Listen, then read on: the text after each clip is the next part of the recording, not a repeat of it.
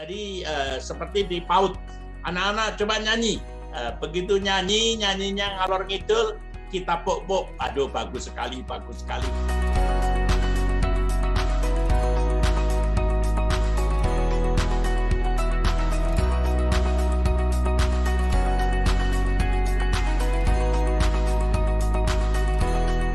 Hadirin sekalian yang hadir saat ini sebagai pembicara utama memberikan kuliah umum virtual adalah Profesor Dr. Haryono Suyono.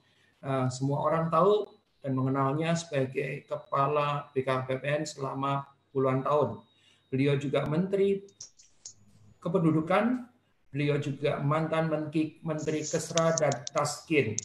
Beliau saat ini menjadi Ketua Tim Pakar di Kementerian Desa PDTT.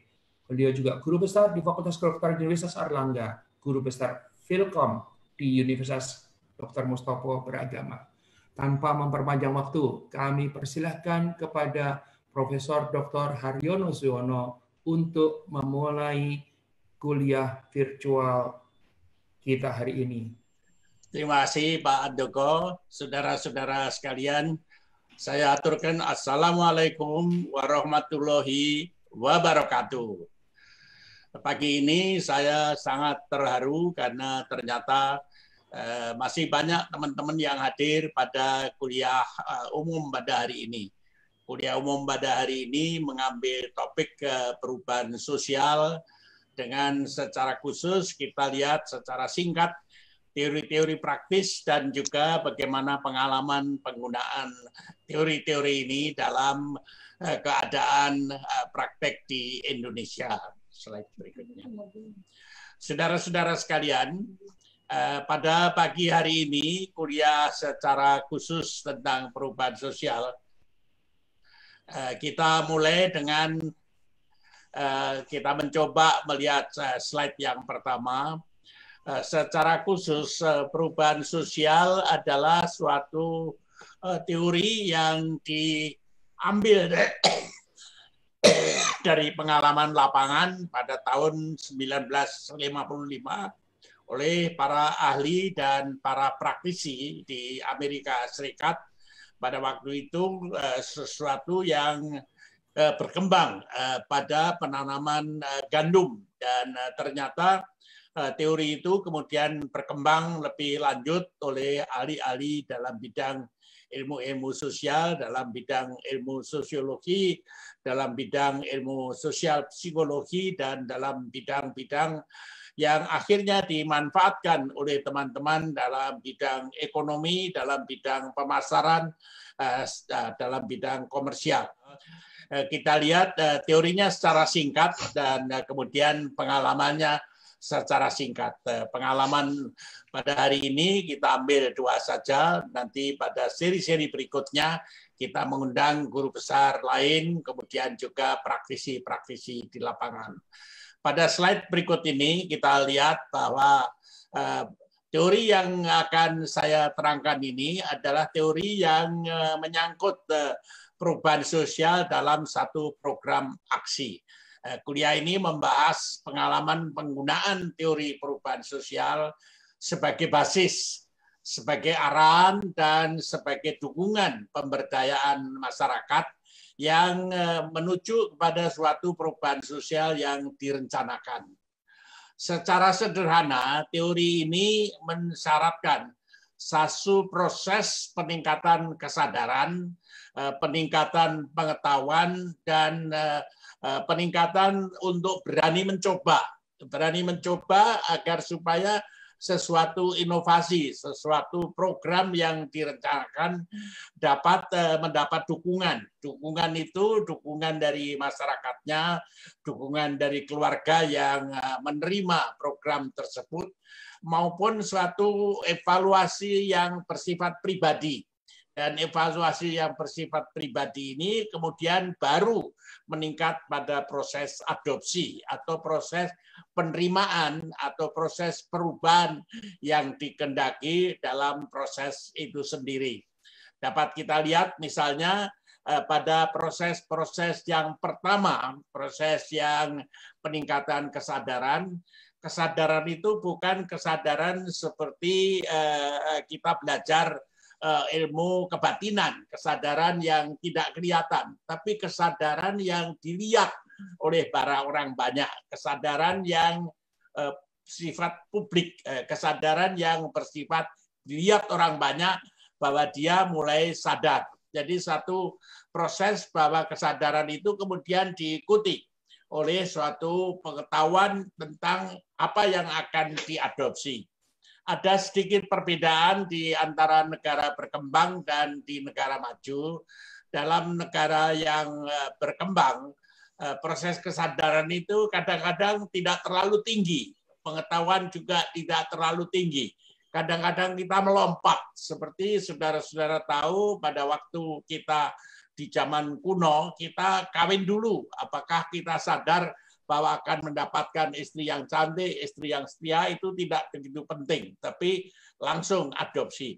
Sedangkan di negara-negara yang sudah modern, negara barat, kesadaran itu penting dan diikuti oleh pengetahuan yang sangat mendalam. Itulah sebabnya pada usaha-usaha yang dikembangkan di berbasis teori ini, pengetahuan itu begitu mendetail sehingga perlu adanya semacam kursus, semacam manual yang menerangkan apa yang akan kita terima sebagai yang diadopsi. Nah, proses itu di negara berkembang seperti Indonesia kadang-kadang tidak diperlukan.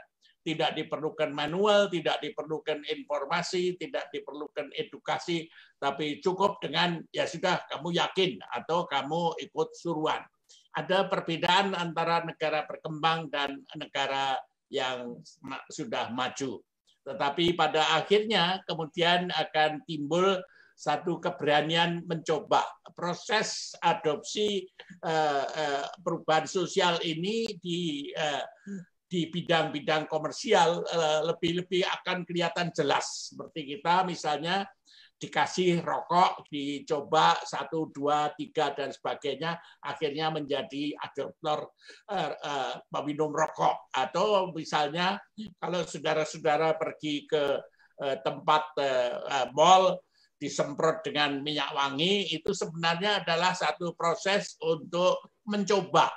Dan proses mencoba begitu dibau agak wangi-wangi, senang-senang, akhirnya mencoba beli, dan akhirnya kalau kita kecanduan, akhirnya menjadi adoptor atau menjadi penerima dari perubahan penggunaan sesuatu minyak wangi yang ditawarkan. Pada slide berikutnya ini kita lihat bahwa salah satu syarat dari satu proses pengenalan perubahan sosial itu diperlukan satu komunikasi massa yang kredibel. Komunikasi massa ini mempunyai variasi, mempunyai setiap hari hampir-hampir dirubah pelakunya, dirubah siapa yang memberikan, dan bervariasi. Dan untuk memperkenalkan sesuatu barang yang diadopsi atau dirubah, itu harus pendekatannya positif dan seakan-akan informasi yang bersifat massal itu ada di mana-mana, hampir-hampir tiada henti. Kita lihat iklan itu tiap 3 menit, tiap 5 menit, tiap 10 menit, selalu ada, diulang-ulang. Kenapa? Karena tidak semua yang mendengarkan itu persis mendengarkan. Nah, oleh karena itu, ulangan dan variasi itu selalu diadakan sehingga seakan-akan informasi yang sifatnya massal ada di mana-mana dan bersifat tidak ada hentinya, tapi ditujukan seakan-akan kayak tidak ada tujuannya, padahal sudah ada tujuannya. Satu komunikasi massa yang terfokus pada tujuan siapa yang menjadi calon penerima dari perubahan sosial yang ada. Dan calon penerima itu perlu adanya dukungan yang luas, dan dukungan yang luas itu seakan-akan kayak aku setuju, di sana setuju, begitu rupa, sehingga seakan-akan seseorang yang harus berubah atau satu kelompok masyarakat harus berubah, itu dikepung oleh informasi sehingga dia tidak akan bisa lepas dari informasi yang sifatnya massal, tapi sebenarnya massal dengan tujuan tertentu. komunikasi massa yang dengan tujuan tertentu itu diikuti oleh komunikasi tatap muka yang akrab, sehingga kita seakan-akan kepada semua sasaran yang tertuju itu akrab. Seperti pada gambar yang ketiga, kita lihat seakan-akan akrab.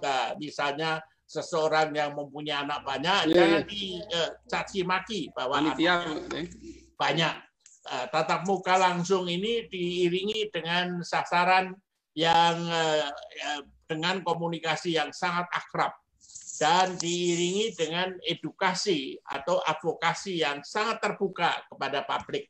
Jadi jangan komunikasi tatap muka yang bersifat rahasia, tapi komunikasi massa yang orang lain bisa melihat. Kenapa? Karena ini akan memperkuat fase percobaan, dan fase percobaan itu dilihat orang banyak agar supaya ada semacam pressure, semacam tekanan dari publik agar supaya masyarakat atau perorangan atau sasaran yang ingin kita tuju, yang ingin kita jadikan sasaran itu mendapat dukungan dari kelompok-kelompok yang ada di dalam masyarakat. Barulah kalau kelompok-kelompok itu diyakinkan, dia sendiri yakin, dia sendiri mencoba, dia sendiri mendapat dukungan massa, maka dia dengan sangat rela, dengan sangat ikhlas akan menjadi adoptor atau menjadi penerima dari suatu perubahan sosial yang bersifat langgeng, perubahan sosial yang bersifat lestari, perubahan sosial yang tidak akan goyah apabila ada tekanan-tekanan lain yang tidak cocok pada apa yang kita tuju. Pada slide berikutnya itu kita lihat bahwa program aksi untuk satu perubahan sosial diberikan secara luas kepada tokoh-tokoh yang dianut, karena kita tidak tahu. Satu kelompok masyarakat mungkin sangat setuju pada saya, mungkin tidak setuju pada Pak Handoko, mungkin tidak setuju pada Pak Maswar atau kepada siapa saja. Sehingga dalam program aksi seperti itu, segala jenis komunikasi massa dan segala jenis tokoh yang kita harapkan akan diikuti oleh para masyarakat atau anggota masyarakat yang bersangkutan diikutsertakan. Jadi dalam sesuatu kita mengadakan suatu program perubahan sosial, jangan pelit untuk menugaskan kepada tokoh untuk memberikan informasi. Karena kita tidak tahu satu kelompok masyarakat itu mengidolakan Pak Aryono atau Bu Mufidah atau Pak Maswar atau siapa. Tetapi semua tokoh diberi kesempatan, masing-masing mempunyai semacam favorit yang tertentu yang akan diikuti, yang akan dijadikan teladan sebagai anggota atau sebagai tokoh yang dianggap didengarkan dan diikuti nasihatnya. Pada saat yang bersamaan, kita bentuk kelompok-kelompok simpatisan, sehingga kelompok-kelompok simpatisan itu memberikan dukungan kepada masyarakat yang kita harapkan berubah. Jadi jangan pelit untuk membentuk kelompok-kelompok simpatisan, biarpun kadang-kadang kelompok simpatisan itu informasinya keliru. Jangan khawatir, keliru satu kelompok mungkin nanti akan dibetulkan oleh kelompok lain. Tapi tekanan dan dukungan dari kelompok, dukungan dari tokoh, baik itu dari atas maupun dari samping maupun dari bawah, itu akan memperkuat sesuatu keyakinan masyarakat yang kita harapkan berubah. Dalam suatu perubahan sosial yang massal, seperti keluarga berencana, seperti bagaimana kita menganut penggunaan masker, bagaimana kita menganut kalau bertemu tidak bersalaman, jangan pelit, jangan hanya diberikan kepada presiden, jangan diberikan kepada menteri atau petugas juru bicara, tapi semua orang menyuarakan hal yang sama, sehingga kalau seseorang akan berubah, itu anutannya belum tentu anutannya presiden, belum tentu anutannya menteri, tapi bisa saja anutannya mertuanya atau tetangganya dan sebagainya. Oleh karena itu kita harapkan adanya kelompok-kelompok simpatisan yang memberikan dukungan secara moral maupun secara fisik terhadap cita-cita perubahan sosial yang kita harapkan. Teori ini telah dibuktikan di Amerika, telah dibuktikan di negara berkembang, telah dibuktikan di banyak peristiwa, dan yang paling menggunakan teori ini adalah kemudian muncul dalam bidang komersial untuk menjual barang agar supaya orang berubah dari penggunaan satu kosmetik kepada kosmetik yang lain, dari penggunaan rokok satu merek pada merek yang lain, dan seterusnya, dan seterusnya. Slide berikutnya. Dukungan yang paling menguntungkan dan paling kredibel datang dari atas, misalnya datang dari presiden, atau secara lokal dari bupati, atau bahkan dari perguruan tinggi. Karena tokoh-tokoh semacam ini mempunyai tingkat kredibilitas yang tinggi. Tapi tidak saja dukungan dari atas yang ke bawah yang penting, tapi dukungan dari bawah ke atas, dari samping ke samping, dari bahkan dari tetangga, bahkan dari suami atau istri atau saudara sendiri, itu sangat penting. Jadi sesuatu kelompok, misalnya keluarga yang kita harapkan berubah, itu harus didukung dari atas, didukung dari kaum intelektual, didukung dari para alim ulama dan lembaga-lembaga sosial, maupun didukung dari bawah.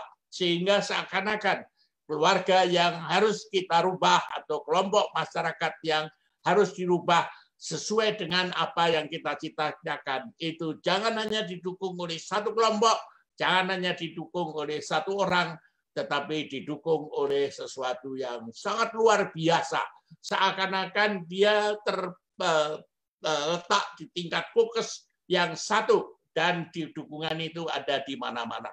Dan dukungan itu adalah dukungan pada perubahan sikap, perubahan tingkah laku, dan perubahan budaya. Jadi sesuatu sebagai contoh misalnya, bagaimana kita mengubah tingkah laku dan sikap untuk tetap tidak berhubungan rapat, menggunakan masker. Jadi itu yang harus diubah. Bukan kita mengumumkan bahwa katakanlah corona itu berbahaya, itu sama saja. Misalnya jangan kelahiran yang banyak itu berbahaya, bukan itu. Tetapi tingkah laku agar tidak melahirkan terlalu banyak, tidak membuat satu hubungan penggunaan hubungan sangat erat sehingga menyebabkan virus corona misalnya lebih mudah tertularkan. Itu menjadi objek yang kemudian dikepung oleh adanya sikap, tingkah laku, dan kemudian budaya untuk menjadi satu budaya baru yang kemudian kita anggap sebagai satu perubahan sosial, perubahan budaya, bahkan pada ilmu-ilmu yang baru, perubahan sosial psikologi, perubahan yang menyangkut hal-hal yang sangat mendalam. Kita lihat slide berikutnya. Salah satu tool yang tidak banyak digunakan pada akhir-akhir ini adalah penggunaan peta. Penggunaan peta itu yang dinamakan dalam hubungan perubahan sosial adalah peta yang dinamakan basis jalan, atau katakanlah perubahan sosial yang mengikuti satu peta jalan, atau namanya peta jalan dari program yang sekedar kesadaran, kemudian peningkatan pengetahuan, sampai akhirnya pada penggunaan percobaan, dan akhirnya pada penggunaan adopsi yang lebih lengkap. Jadi peta jalan ini semacam petunjuk yang memberikan kepada sasaran yang ingin kita rubah bagaimana jalan untuk menuju ke sana. Sesuatu yang katakanlah sangat sederhana. Penggunaan masker yang sederhana. Jangan dilarang, itu merupakan satu adopsi awal dari sesuatu penggunaan masker. Kemudian kalau sudah menggunakan, baru kita jadikan, dia ikut partai kita, dia ikut kelompok kita. Baru kita kemudian sempurnakan. Maskernya jangan sekedar bolong-bolong, tapi maskernya harus rapat, maskernya harus menutup hidung, maskernya harus menutup mulut, dan seterusnya. Jangan penggunaan masker hanya menutup mulut, wah salah. Jangan. Begitu disalahkan, maka dia tidak akan ikut jadi pengikut kita. Jadi apapun kesalahan-kesalahan awal itu sudah masuk dalam kelompok kita, sudah masuk dalam grup yang artinya menerima awal. Jadi menerima awal salah harus dianggap sebagai penerimaan yang positif, harus diberikan acungan jempol. Sebagai contoh, program KB ada pasangan-pasangan yang ikut cuma pakai kondom. Wah, itu nggak sah, itu harus pakai kontrasepsi mantap. Itu keliru. Yang betul adalah lumayan kamu sudah pakai kondom, jadi masuk golongan yang menerima program keluarga berencana. Jadi kamu sekarang kalau ada pertemuan-pertemuan penerima sudah masuk di dalamnya. Persis seperti penggunaan masker. Masker hanya menutup mulut. Wah, salah kamu tidak ikut petunjuk Menteri Kesehatan, tidak ikut menunjuk petugas kesehatan. Jadi kamu sana salah. Begitu disalahkan, maka dia akan menjadi resisten. Dia akan menjadi tidak mau lagi menerima. Sudah nutup mulut, masih disalahkan, jadi lebih baik tidak menerima saja. Kita terima, kemudian masuk dalam kelompok, dan dalam kelompok itu kemudian kita benarkan cara yang lebih baik. Slide berikutnya. Pembuatan peta itu jangan dimonopoli oleh petugas, tapi diserahkan kepada masyarakat lebih luas. Katakanlah kader-kader, katakanlah mahasiswa KKN, katakanlah kelompok yang ada di desa, sehingga setiap orang merasa, dalam bahasanya Ki Hajar Dewantoro, melu handarbeni, ikut memiliki peta jalan atau roadmap yang kemudian menjadi pedoman dari satu penerimaan, tahapan-tahapan penerimaan.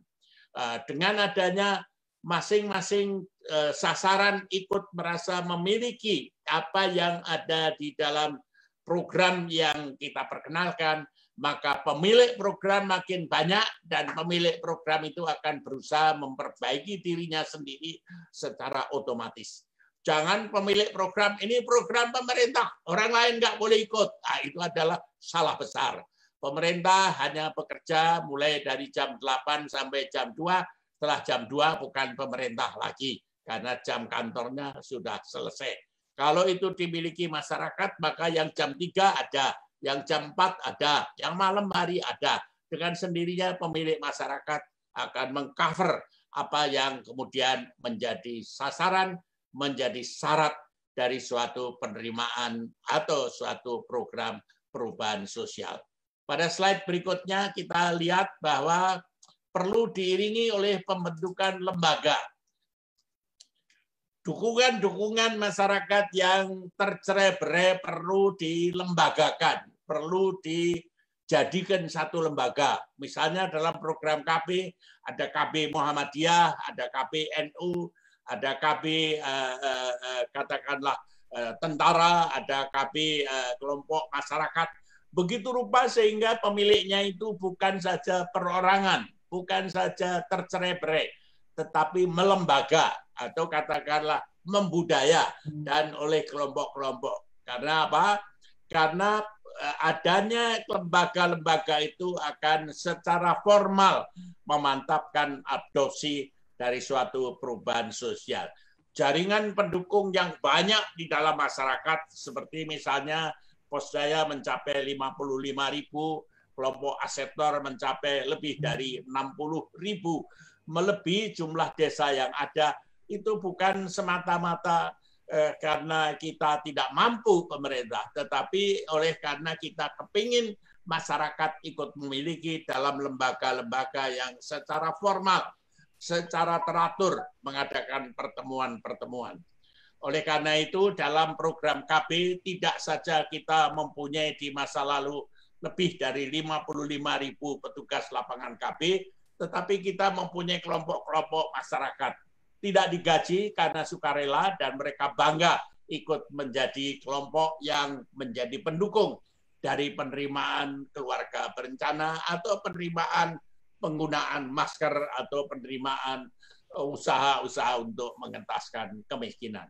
Pada slide berikut ini kita lihat sebagai contoh, saya ambil program KB. Peserta KB pada tingkat-tingkat pertama itu bisa menggunakan apa saja. Kontrasepsi tidak penting, pokoknya jadi peserta. Karena menjadi peserta, maka pada pertemuan keluarga berencana dia ikut. Baru di tempat pertemuan, maka keberhasilan peserta KB itu kita contohkan dengan kontrasepsi yang lebih baik. Nah, itu adalah dalam proses apa yang kita namakan pembinaan. Pembinaan itu kemudian peserta KB kalau sudah tua, sudah anaknya banyak, itu memang tidak banyak gunanya untuk menurunkan fertilitas. Itu tidak kita usir pada tahap-tahap pertama. Tapi pada tahap-tahap berikutnya bukan kita usir, tetapi kita arahkan kepada peserta KB yang lebih muda. Karena peserta KB yang lebih muda, kalau anaknya baru 1, maka mereka akan tidak lebih sampai anaknya sampai 5 atau 6. Peserta KB yang lebih muda itu bukan sekedar peserta sehari, peserta sebulan, tapi peserta yang lestari.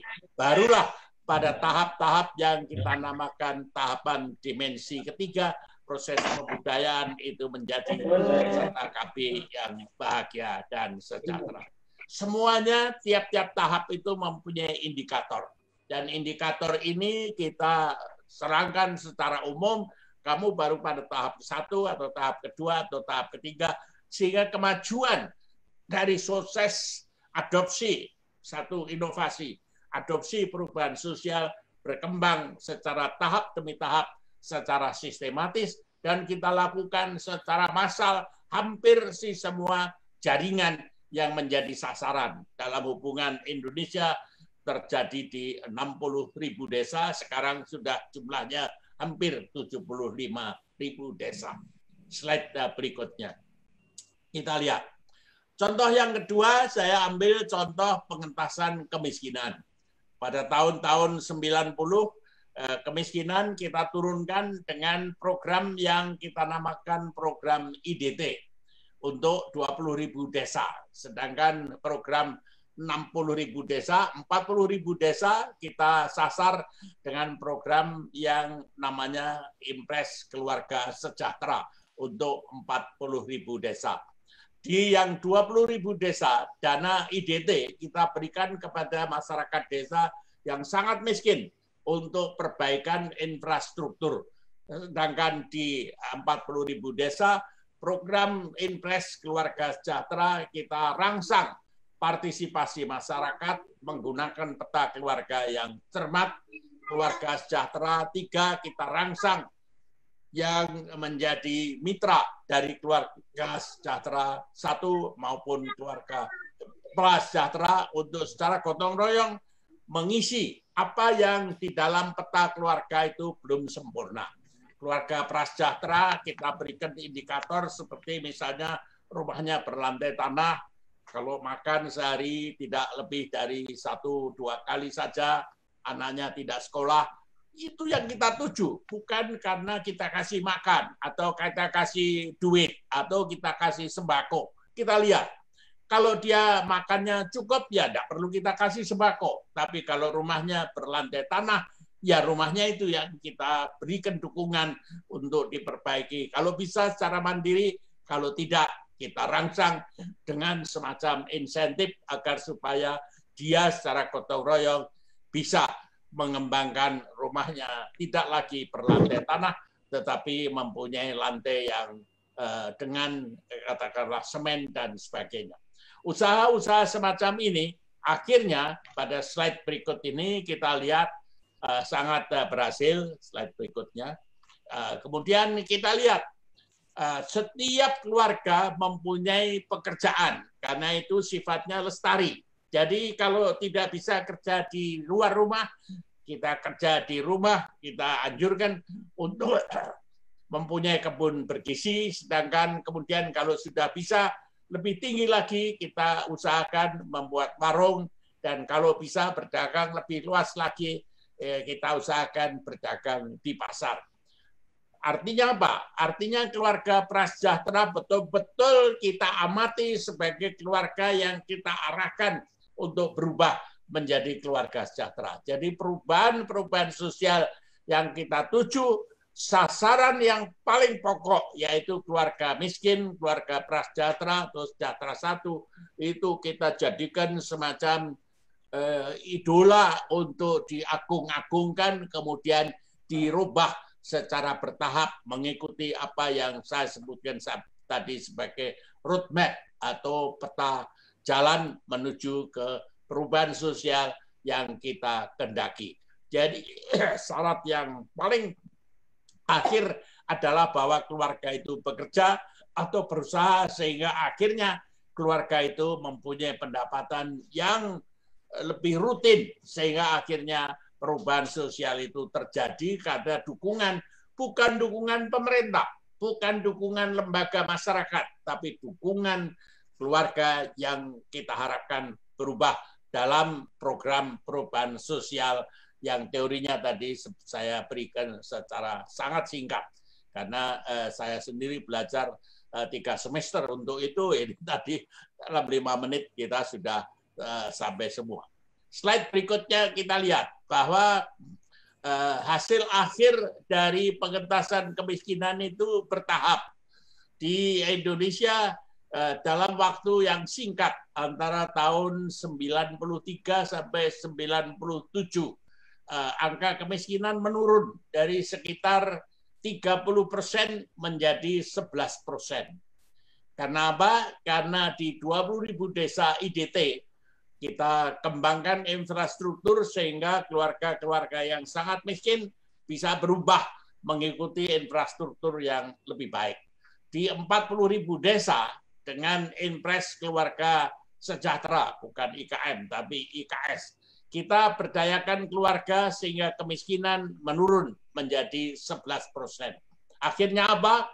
Pada tahun 97, negara kita mendapat penghargaan dari UNDP PBB untuk Indonesia karena pada tahun 97, menurut penelitian internasional, Indonesia berhasil menurunkan tingkat kemiskinan dari tahun 70 yang 70%, tahun 90 yang sudah 30%, tahun 97 menjadi 11%. Dan pengentasan kemiskinan ini merupakan gerakan yang tidak saja dilakukan oleh pemerintah dengan Impres IDT, tetapi juga dengan gerakan masyarakat yang dilakukan dengan dukungan hukum yang dinamakan Impres Keluarga Sejahtera. Sehingga partisipasi masyarakat mendapat apresiasi yang tinggi. Inilah saudara-saudara sekalian secara singkat bagaimana perubahan sosial teorinya yang sederhana bisa kita pergunakan, teorinya yang sophisticated bisa lebih kita pergunakan, dan teori yang sangat sophisticated banyak dipergunakan oleh perusahaan-perusahaan, lembaga-lembaga bisnis untuk menjual sigaret, biarpun dilarang, biarpun kampanye anti rokok itu tinggi, tapi toh merokok itu tetap tinggi juga karena perusahaan-perusahaan yang menjual rokok juga sangat intensif mempergunakan teori ini dalam pemasaran yang basisnya sebenarnya adalah perubahan sosial. Minyak wangi yang biarpun semprotannya wanginya ya sama saja, bahkan barangkali minyak yang enggak wangi pun kalau kita kampanyekan itu bisa menjadi barang dagangan yang sangat menarik. Bahkan di masa lalu ada yang cerita kepada teman-teman seperti Pak Maswar, Pak Darmadi, sama Pak Lut dan lain-lain, kalau bisa barangkali BKKBN itu suruh jual sampah pun laku kalau mempergunakan teori perubahan sosial yang kita adakan. Saudara-saudara sekalian, inilah acara perdana pada hari ini. Mudah-mudahan sahabat saudara pergunakan atau saudara kembangkan sebagai teori sederhana, dan bisa saja teori yang sangat sophisticated yang diturunkan dari teori sederhana yang awalnya sebenarnya mulai pada tahun 1955 di suatu negara bagian di Amerika untuk memperkenalkan katakanlah penanaman gandum yang kemudian oleh para ahli dikembangkan lebih lanjut, dan pada tahun kira-kira pada tahun 69-70 ahli yang sangat terkenal yaitu Profesor Rogers menulis dan berdiskusi dengan saya di Universitas Chicago. Terima kasih atas perhatian saudara-saudara. Wassalamualaikum warahmatullahi wabarakatuh. Waalaikumsalam. Profesor, luar biasa sekali. Terima kasih atas paparannya, sangat luar biasa. Dan kita akan masuk langsung ke pertanyaan. Dan ini pertanyaan yang paling menarik. Kalau kita melihat dari judulnya adalah perubahan sosial, teori, dan pengalaman. Bahwa tampak sekali dari pemaparan Profesor Dr. Haryono bahwa pemahaman terhadap teorinya demikian kuat, pengalaman ataupun pemaparan ataupun implementasinya demikian kuat. Nah, pertanyaan pertama yang sangat mendasar dan saya rasa perlu untuk dibagikan kepada para peserta, Prof, pada siang hari ini adalah bagaimanakah cara menyeimbangkan antara teori dan implementasi diri. Ini kan banyak orang yang mungkin gini ya, teorinya kuat sekali tapi nggak bisa mempraktekkan, atau prakteknya kuat sekali bahkan dia tidak percaya pada teori. Nah, Profesor ini kan memberikan sebuah gambaran yang menarik ya, teorinya kuat tapi implementasinya juga kuat. Silakan Prof. Jadi pertanyaannya adalah bagaimana cara menyeimbangkan antara teori dan implementasi diri sehingga bukan hanya sekedar sampai tahapan wacana tetapi juga sampai tahapan yang sifatnya nyata. Monggo Prof. Terima kasih Pak Andoko, saudara-saudara sekalian, pertanyaan yang sangat menarik. Dalam masyarakat yang sederhana kita jangan terlalu muluk-muluk dengan teori. Bahkan pada tingkat-tingkat awal saya mendapat kritik dari Kepala Pusat Pendidikan dan Pelatihan BKKBN. Begitu pulang dari Amerika dengan gelar doktor, saya berikan teori. Karena saya mendapat teori 3 semester lah di Universitas Chicago, saya berikan teori. Kemudian semuanya manggut-manggut. Tapi akhirnya setelah 2 kali session, Kepala Pusat Pendidikannya datang kepada saya. Pak, kita itu sebenarnya manggut-manggut tapi nggak ngerti. Jadi manggut-manggutnya manggut-manggut nggak ngerti. Jadi teorinya terlalu tinggi. Padahal kita akan bekerja mulai dari yang masyarakat sederhana sampai ke masyarakat yang sophisticated. Kalau teori yang sophisticated itu bisa dipraktekkan untuk masyarakat yang katakanlah tingkat pendidikannya tinggi. Tapi jumlahnya kan sedikit, Pak. Jadi kalau kita ingin mencari aseptor dengan tingkat pendidikan tinggi itu dapatnya kecil. Tapi masyarakat sederhana teorinya barangkali tidak terlalu muluk-muluk. Kita ini diajari seperti anak-anak PAUD, anak-anak pendidikan usia dini. Diajari saja, kita suruh nyanyi. Dan akhirnya saya rubah. Saya tidak memberikan teori terlalu muluk-muluk, tetapi saya tuntut.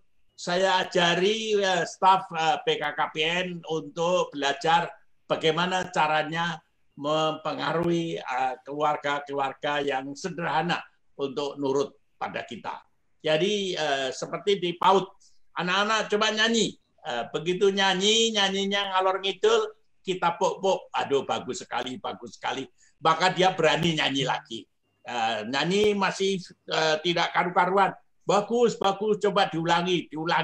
Itulah sebabnya saya selalu memuji bunda-bunda PAUD sebagai bunda yang sangat harus kita sayangi karena tidak pernah marah kepada murid-murid PAUD-nya. Nyanyinya kayak apapun selalu dipuji. Dan karena dipuji, maka timbul keberaniannya untuk mencoba lagi. Timbul keberaniannya untuk mencoba lagi, akhirnya dia menjadi penyanyi seperti misalnya Pak Mul yang mulai dari nyanyiannya Bletot-Bletot akhirnya menjadi bintang TV dan keluar sebagai penyanyi yang unggul. Proses itulah yang barangkali penggunaan teori perubahan sosial harus kita lakukan tahap demi tahap. Siapa sasaran yang kita tuju, dan kita batasi. Pada sasaran-sasaran yang sederhana, kita pergunakan dasar-dasar teori perubahan sosial, tapi pada sasaran yang sophisticated, kita pergunakan katakanlah teori yang lebih sophisticated. Tidak ada larangan untuk mempergunakan teori yang sophisticated. Persis seperti anak-anak PAUD yang belajar nyanyi. Nyanyi pertama salah, dipuji, berani nyanyi kedua, berani nyanyi ketiga, akhirnya pada saat tamat SD sudah jadi juara nyanyi untuk kelompoknya. Wow, luar biasa, Prof.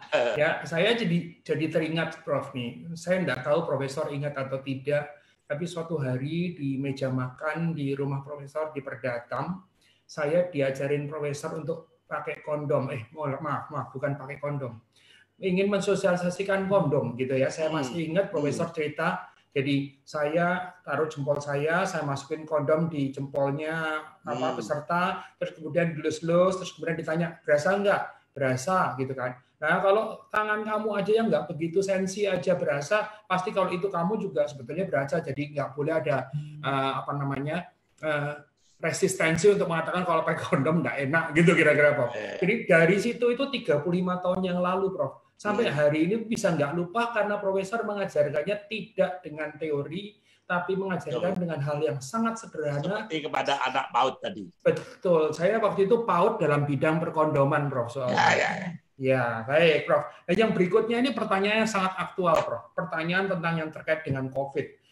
Ada sekarang ini saya sudah menemukan 27 pertanyaan, Prof, yang saya yakin nggak mungkin bisa dijawab semua. Jadi saya coba berusaha gabungkan, Prof, pertanyaan tentang COVID ya. Jadi 27 pertanyaan aja belum berhenti, Prof, ini yang saya sudah catat. Ya, terkait dengan COVID itu ada sekitar 7 pertanyaan atau 8 pertanyaan. Saya akan coba bacakan. Peluang dan tantangan bonus demografi seiring dengan wabah COVID-19. Itu pertanyaan nomor 1. Nomor 6 bicara lagi tentang bagaimana cara menyikapi kehidupan sosial dan ekonomi pasca pandemi COVID-19. Terus kemudian ada juga pertanyaan yang masih terkait dengan COVID, yaitu banyak banget, Prof. Saya bingung juga ini terkait dengan COVID. Jika pandemi COVID ini terus berlangsung, akan terjadi akselerasi disrupsi komunitas. Bagaimana dampak positif dan negatifnya bagi masyarakat umumnya, khususnya di lapisan bawah. Terus kemudian pada masa pandemi nanti, adakah kiat kehidupan keluarga untuk menghadapinya? Terus kemudian bagaimana mitigasi dan adaptasi yang harus dilakukan menghadapi perubahan sosial, new normal, efek pandemi COVID-19, ya, dan seterusnya, Prof. Nah, ini semua yang terkait dengan COVID, Prof. Silakan, Prof. Ya, sangat aktual ya. Saya kira Pak Sandoko dan sahabat-sahabat saya yang mendengarkan kuliah perdana ini, dalam hal COVID, saya sebenarnya sangat ingin menganjurkan agar kehidupan normal ini yang kita anggap sebagai inovasi, sebagai perubahan sosial yang harus kita perkenalkan. Yang kita perkenalkan bukan katakanlah COVID-nya sendiri, tetapi kehidupan sosial baru, kehidupan bermasyarakat baru dalam keadaan situasi masih ada COVID atau masih ada bahaya COVID. Dan kehidupan sosial ini misalnya dimulai dengan menjaga jarak, dimulai dengan menggunakan masker, dimulai dengan katakanlah hidup di rumah, menggunakan IT dengan sangat intensif dan sebagainya. Kehidupan-kehidupan itu yang harus kita perkenalkan, seperti kehidupan berkeluarga kecil, kehidupan dengan anak dua tapi kualitasnya tinggi dan sebagainya. Itu secara terus-menerus, secara massal diperkenalkan sehingga tidak lalu timbul larangan-larangan yang kira-kira menyakitkan. Saya mau berkunjung kepada teman, kenapa harus dipersulit dan sebagainya. Tetapi diperkenalkan bagaimana cara supaya bisa berkunjung ke teman, supaya kita bisa berkunjung ke pergi memberi makanan dan sebagainya dan sebagainya. Kehidupan sosial baru ini yang harus dijadikan bahan edukasi secara massal, secara kelompok maupun secara tatap muka, sehingga akhirnya kehidupan baru ini menjadi satu pola baru, new norm, norma baru, menjadi budaya baru, dan menjadi sopan santun baru. yang biasanya kita bersalaman, kita biasanya manggut-manggut, cium pipi, cium kening dan sebagainya. Sekarang cukup dengan memberikan tangan seperti orang Jepang, manggut-manggut dari jarak jauh, dan kemudian kita bicara dari jarak jauh. Ini satu kehidupan yang dianggap sopan, dianggap norma baru, dianggap sangat diterima oleh masyarakat, didukung oleh masyarakat, didukung oleh alim ulama, didukung oleh kaum intelektual, didukung oleh kelompoknya, bahkan kelompoknya anjurannya juga hanya itu. Sehingga pola lama makin dihindari. Seperti juga program KB sekarang anaknya cuma 2-3 saja. Pola lama yang dulu anaknya 5, 6, 10 dan sebagainya diam-diam dihindari. Karena yang kita perkenalkan adalah pola baru, bukan penggunaan kontrasepsinya. Jadi ada petugas yang cerita tentang kondom, cerita tentang spiral, tidak perlu, itu cuma alat. Tapi yang kita cerita adalah norma baru, budaya baru yang harus kita adopsi sebagai bagian yang sangat penting dari perubahan sosial. Sehingga cara kampanye untuk menyudutkan virus corona adalah dengan budaya baru, dengan tingkah laku baru, dengan sikap baru yang tadi saya sampaikan. Wow, luar biasa. Ya, jawabannya kampanyenya beda. Kampanye yang keterangan tiap malam sekarang jumlahnya sekian. Itu tidak terlalu penting. Tetapi kampanye yang terus-menerus, pakailah ini, lalu ada presidennya pakai masker, menterinya pakai masker, alim ulama pakai masker, jaraknya jauh, salamannya dengan ini. Itu yang harus muncul di televisi, muncul di tiap-tiap pertemuan sebagai katakanlah budaya baru, norma baru, dan tingkah laku maupun sikap baru. Orang yang disalami dari jarak jauh tidak marah, tetapi justru bagus gitu. Jadi itu yang harus jadi katakanlah main target untuk perubahan sosial yang harus terjadi di masyarakat Indonesia. Wow, luar biasa banget, Prof. Luar biasa. Agak lain ya. Agak lain tetapi luar biasa. Nah, ini sebetulnya terpicunya karena kemarin Profesor sempat komplain sama saya, tapi terus kemudian keluar di pertanyaan. Kan kemarin Profesor sempat bilang, ini gara-gara Handoko nih saya jadi sebenarnya sibuk menyiapkan materi gitu kan. Terus kemudian pertanyaan saya ke Profesor adalah, Prof, tapi ada manfaatnya? Ya ada. Justru kalau kita tuh sibuk menyiapkan materi itu, terus kemudian jadi nggak pikir yang lain, jadi nggak stres. Kan gitu. Nah, ini pertanyaannya, Prof. Sejauh manakah pengaruh working from home pada saat ini dikaitkan dengan perubahan sosial masyarakat? Ya, ini kan tadi sebetulnya sebagian sudah dijawab oleh Profesor. Betul. Ya, sekarang ini minta penjelasan yang lebih detail lagi. Kan tadi Profesor bilang kalau kalau kita menerima itu sebagai jangan saya jawab, silakan Profesor aja yang jawab. Ya, Mas Handoko dan saudara-saudara, sahabat-sahabat saya dari seluruh Indonesia, kalau yang namanya kuliah baru seperti ini, itu dianggap sebagai sesuatu model yang kita terima, maka dengan sendirinya orang akan berbondong-bondong. Pada waktu kita mengadakan acara yang pertama, pengikut kita tidak lebih dari 100-150. Tetapi hari ini sudah lebih dari berapa? 300-400. Dan pada waktu Handoko mengadakan pertemuan sudah lebih dari 1.500 pendaftar. Ya. Jadi ini adalah satu budaya baru. Yang kita perkenalkan adalah, ini ternyata menarik. Ternyata guru besar, ternyata profesor, ternyata kaum ulama menyukai gaya baru ini. Dan ternyata kita juga bertambah cerdas, kita bertambah pinter, kita mendapat sertifikat dan sebagainya. Sesuatu bagian dari apa yang kita coba kita perkenalkan sebagai new norm, budaya baru, norma baru, cita-cita baru. Dan dengan sendirinya belajar dengan sistem ini bukan tidak efektif, ini akan sangat efektif karena dengan sendirinya kalau pendahuluan ini sudah menyangkut dalam waktu 1,5 jam sudah menyangkut dasar-dasar teori dan praktek perubahan sosial. Mungkin pada kuliah berikutnya lagi lebih mendalam. Mungkin pada kuliah berikutnya lagi lebih mendalam dan praktek pengalaman yang datang dari lapangan. Bagaimana katakan keluarga yang sangat miskin berubah menjadi pemilik warung yang berhasil. Di mana misalnya di Klaten, satu tempat apa itu namanya, semacam tempat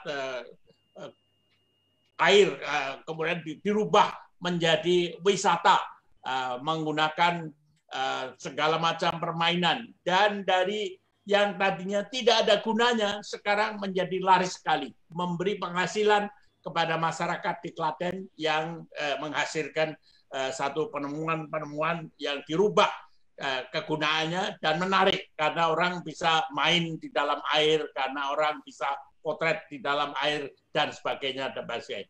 Jadi inovasi masuk ke dalam itu dan diperkenalkan secara visual kepada khalayak yang sangat ramai. Satu pendidikan yang tidak langsung menyangkut dan mempunyai sasaran keluarga yang sangat sederhana di masyarakat luas di Indonesia. Wow, langsung telak jawabannya juga, Prof. Ini kan dari 3 pertanyaan pertama ini kan serius banget nih, Prof. Yang kali ini mudah-mudahan nggak serius ya, Prof. Karena kalau serius takutnya orang stres, Prof. Pertanyaan yang keempat, Prof. Sebetulnya bukan pertanyaan keempat nih, pertanyaan yang ke-15 barangkali yang sudah digabung-gabung. Tapi yang keempat ini pertanyaan begini, Prof. Apa pengalaman yang paling, jadi ini sekarang lebih ke personal ya, Prof ya. Apa pengalaman yang paling menyenangkan bagi Profesor Dr. Haryono selama menggeluti Posdaya? Yang paling menyenangkan itu kan bisa mungkin juga paling unik, mungkin juga paling ya nggak tahu, Prof. Silahkan, Prof. Selama menggeluti Posdaya, jadi silahkan, Prof.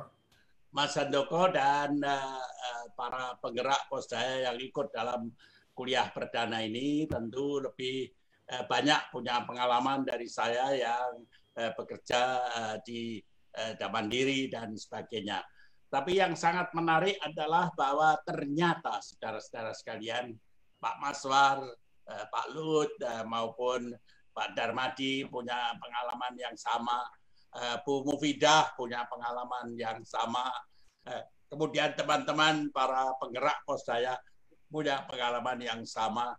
Ternyata kita yang guru besar ini, yang sarjana ini tidak menyangka bahwa masyarakat desa yang sangat sederhana di desa, kalau kita berdayakan secara bertahap sesuai dengan tahapan mereka, bukan tahapan kita. Tahapan kita adalah tahapan guru besar, tahapan kita tahapan doktor, tahapan sarjana. Itu mereka tidak akan terjangkau. Tapi tahapan keluarga miskin yang sederhana. Keluarga miskin yang kadang-kadang cuma punya modal 40.000, 50.000 jual nasi pecel. Nasi pecel ada pengalaman seorang istri tukang becak, Pak Handoko. Pengalaman istri tukang becak itu tadinya tiap hari bikin nasi pecel untuk suaminya, kemudian temannya yang ngumpul di rumahnya untuk sarapan pagi sebelum berangkat mengayuh becaknya. Nah, ternyata senang. Dan akhirnya, nah, daripada kamu bikin hanya untuk sarapan kita berdua, bertiga, berempat, kemudian makin banyak teman-temannya ikut sarapan. Sekarang kamu bikin warung nasi pecel. Nah, warung nasi pecel mulai dikembangkan. Dan akhirnya si tukang becak suaminya tidak lagi menarik becak. Karena kemudian tiap-tiap pagi mengirim pecel ke gerai-gerai yang kemudian anaknya di tempat lain, ini di tempat lain.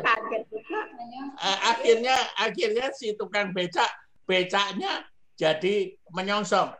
Nah, akhirnya dia sendiri menjadi mandor untuk mengirim temannya yang tukang becak lain ke berbagai, seperti ojek zaman sekarang, untuk ke teman-teman yang lain. Ini menarik sekali.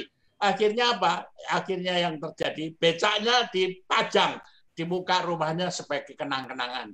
Dan si mbok tukang pecel ini dengan anaknya, dengan tetangganya, kemudian mempunyai beberapa unit nasi pecel, ada yang di sekolah, ada yang di kantor, dan akhirnya Posdayanya berhasil.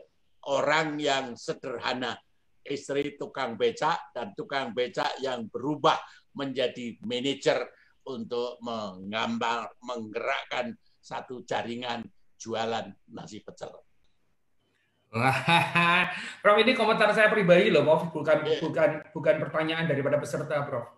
Profesor itu kan doktor dari university yang sangat terkenal, Chicago University, yang pengajarnya hebat-hebat, terus kemudian seluruh dunia mengakui gitu ya. Ini sungguh yang bikin saya heran, dan kalau saya mungkin ya karena pernah ngikutin profesor cukup lama ya, sudah rada mengerti, tapi ini pasti ada yang kok bisa sampai pergi segitu details dan sangat membumi, Prof. Ini nih gimana caranya kalau kita itu kan gini, Prof. Saya enggak memberikan judgement pada orang-orang ya. Ada orang yang senang begini, pada saat kita bicara, semakin orang nggak tahu tuh semakin kayaknya kita tuh makin pinter gitu. Kalau di profesi ini kan enggak, berusaha agar supaya nggak tahu pandangan saya ya, Prof. Berusaha untuk orang lain tuh nggak cuma tahu, tapi terus kemudian berubah. Nah, makanya terus kemudian profesor dikenal sebagai ahli atau jagoan perubahan sosial. Nah, gimana? Ini kan bukan masalah pengetahuan nih, Prof. Bagaimana masalah mungkin kalau pandangan saya ini kayak sikap diri atau enggak atau apa, Prof, yang sehingga profesor tuh berusaha untuk kamu bukan hanya sekedar tahu, bukan sekedar bisa, tapi kamu juga berubah sikap untuk bisa melakukan. Monggo, Prof, silakan. Pak Handoko, saya kan belajar dari Handoko dan kawan-kawannya. Pada waktu masih di universitas, makan pagi bersama-sama atau makan siang habis kuliah bersama-sama. Ya, untung kamu sekarang bayar saya dengan memberikan Zooming fasilitas ini ya. Tapi saya juga belajar dari Profesor Mufidah, saya belajar dari Pak Maswar, saya belajar dari Pak Kromo yang ada di desa, dan saya menyadari salah satu dari keberhasilan komunikasi itu bukan bagaimana kita berkomunikasi, tetapi bagaimana sasaran kita menangkap hasil komunikasi kita. Jadi kita berpihak pada penerima hasil komunikasi. Kalau si hasil komunikasi itu saya mencoba bekerja sama dengan Ibu Mufidah pada waktu bertemu pertama kali, beliau masih lulusan baru, saya sudah guru besar dan sebagainya. Saya kan tidak berusaha menyaingi Bu Mufidah, saya berusaha bagaimana supaya Bu Mufidah dalam seminar di UIN di Malang itu merasa comfortable, sehingga biarpun saya guru besar, beliau baru sarjana dan baru lulus baru, disodorkan oleh rektornya untuk berseminar bersama-sama juga dengan rektor lain dari IPB. Kita bersama-sama, satunya rektor IPB, satunya guru besar, satunya mahasiswa yang mempunyai prospek yang sangat lumayan begitu, bersama-sama tampil dalam satu forum. Bagaimana saya menyesuaikan diri supaya Bu Mufidah juga comfortable, lalu akhirnya menjadi sahabat sampai sekarang. Sekarang beliau sudah guru besar dan mempunyai jaringan UIN di seluruh Indonesia. Jadi dengan mencoba menyesuaikan kepada sasaran, kita mendapat banyak sahabat. Pedoman saya, Mas Handoko, adalah carilah sahabat 1000 atau lebih, karena tetapi usahakan jangan sampai ada musuh satu saja. Karena musuh satu itu ngeribeti dan membuat kita menjadi habis tenaga. Bahkan kalau kita mempunyai 1000 sahabat, kemanapun juga kita dapat makan gratis, kendaraan gratis, dan sebagainya, dan sebagainya. Seperti juga ini dengan Zoom, Pak Handoko, fasilitasnya gratis, lalu yang bayar Mas Handoko, dan lain-lainnya. Nah, ini adalah karena kita mempunyai banyak sahabat, tetapi biarpun ada musuh mungkin kita lupakan sajalah, karena musuh satu ngeripeti luar biasa. Sama dengan kalau kita menempuh ujian, Mas Handoko. Kalau ada 100 soal, itu umumnya soal yang sulit itu 10 atau 20. Jangan dikerjain. yang dikerjain yang mudah-mudah aja. Pasti lulus, nilainya 90. Dan kita akan tidak ditanya, tadi soal yang sulit dikerjakan atau tidak. Tidak. Tapi kita lulus dengan nilai 80 atau 90. Padahal kita tidak tahu soal yang sulit itu tidak bisa mengerjakan. Nah, itu pedoman. Kita cari yang mudah, kita cari sahabat, kita cari siapa saja yang bisa bersama-sama dengan kita. Waduh, saya jadi ini sambil Profesor menerangkan, saya itu bikin catatan dan kemudian menjadi teringat.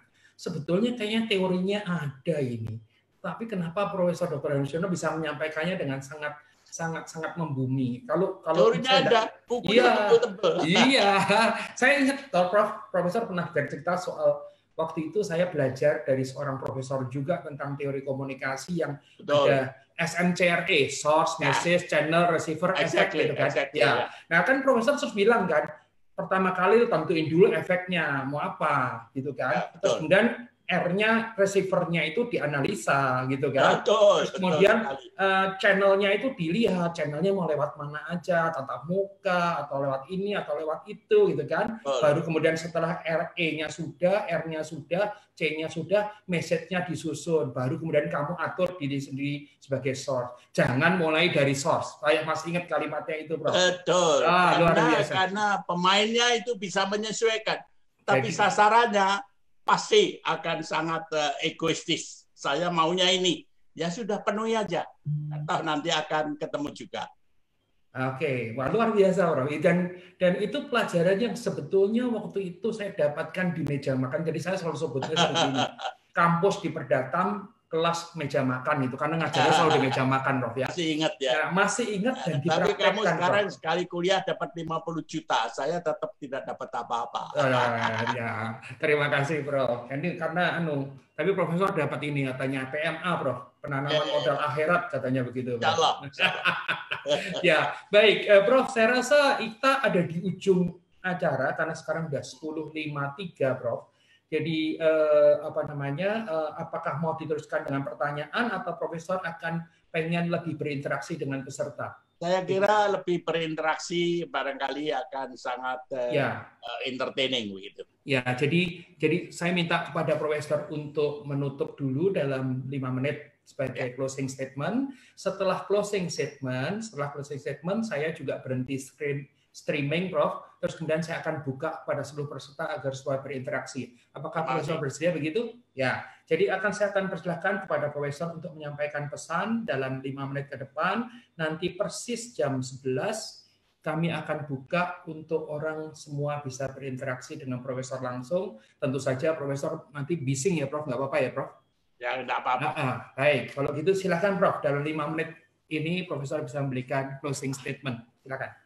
Mas Handoko, saudara-saudara sekalian yang sangat saya hormati, sangat saya hargai.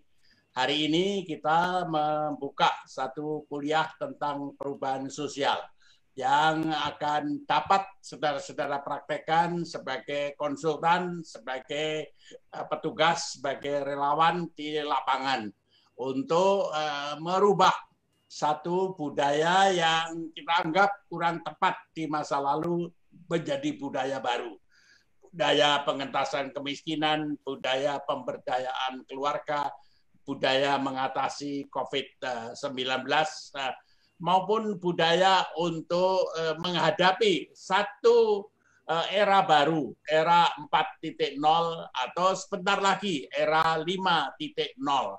Bagaimana kita bisa menggunakan media sosial, bagaimana kita mempergunakan IT, bagaimana kita bergaul tetap akrab. Kita mulai dari keluarga, kita tetap bersama dengan keluarga, membangun bangsa, membangun kerabat, dan membangun nusa dan bangsa. Marilah kita praktekkan apa yang sedikit saya sampaikan, dan saudara bisa memperluas dengan lebih banyak lagi. Karena yakin tenaga muda pasti lebih hebat dari tenaga yang sudah sepuh. Dan yang sudah sepuh ini rambutnya rontok satu demi satu, dan saya pelihara jenggot saya ini dengan nadar. Kalau budaya baru ini sudah mulai kelihatan, segera saya cukur kembali. Dan insya Allah budaya baru ini akan segera terwujud karena saudara-saudara telah berniat pada hari ini membagi waktu bersama saya, bersama Mas Handoko, bersama kawan-kawan lain untuk bersama-sama membangun budaya baru yang lebih dinamis, yang lebih akrab, yang lebih lestari, dan lebih cinta kepada anak, cucu, dan cicit maupun sesama anak bangsa. Terima kasih. Wassalamualaikum warahmatullahi wabarakatuh. Waalaikumsalam warahmatullahi wabarakatuh. Profesor Dr. Haryosono, terima kasih, sangat luar biasa sekali hari ini. Teman-teman semua, kembali saya Handoko Widnyowargo dari Maestro Consulting, Coaching, dan Communicating. Hari ini adalah program ini berjudul Kuliah Umum Virtual yang diselenggarakan oleh Maestro untuk masyarakat Indonesia untuk ikut mencerdaskan kehidupan bangsa sebagai bagian daripada corporate social responsibility dari Maestro Consulting, Coaching, dan Communicating.